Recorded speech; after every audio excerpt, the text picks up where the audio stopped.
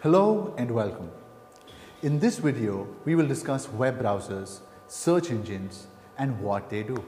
At the end of this video, you will be able to explain the components of a browser and describe the working of browsers and search engines. The internet has become an integral part of our lives, and we use it to perform a variety of functions, from searching for information to booking flight tickets and making online payments. So how do you connect to the internet? In addition to the required hardware, you also need the software tool to connect to the internet. This software tool is known as a browser. The primary function of a browser is to interpret and display content like applications, HTML web pages, JavaScript, which are hosted on web servers.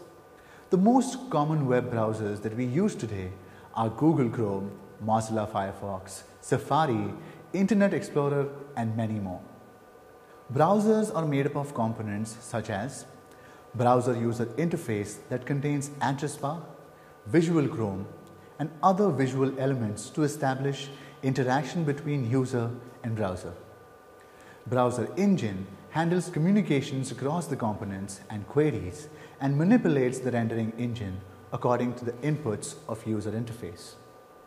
Rendering engine is responsible for displaying the requested content on the screen. Browsers also have built-in networking components which are responsible for sending various network calls.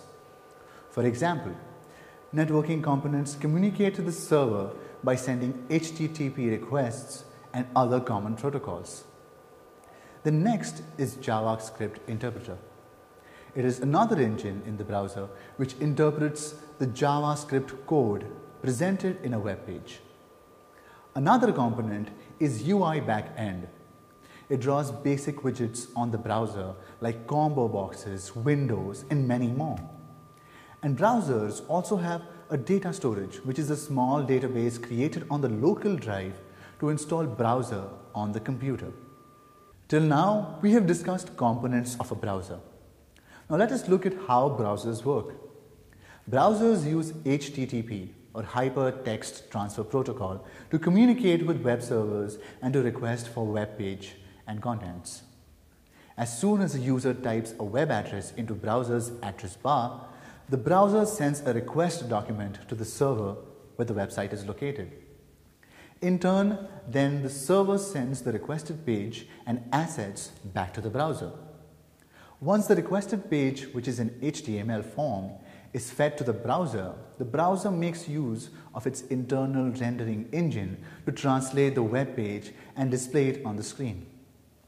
If any additional content such as video, images are requested, it will be displayed on the screen based on file type that the browser supports. After displaying the content, client-side scripting, that is typically JavaScript, is executed in the browser. To be able to use the browser effectively, you need to search for the website that contains the information you need. So how will you do that? This can be done by using search engines. Search engines are programs that search the web for specified keywords and returns a list of websites where the particular keywords are found. Some of the most popular search engines are Google, Yahoo, Bing, and many more. Without search engines, many of us would face difficulty in getting the information that we are looking for. Suppose you want to order a book online. What will you do? You have to go to a shopping website like Amazon.com and buy the book. But what if you don't know where to buy the book from? In such cases, search engines comes into a picture. You can go to a search engine like Google, Yahoo, or Bing and search for your book. The search engine will display various websites like Amazon.com, Flipkart.com, and many other shopping websites where your book is available. Do you know how search engines work?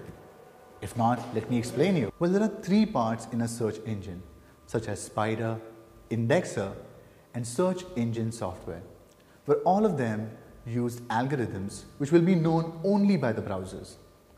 When you ask a search engine to locate information, an automated software called Spider searches for a website.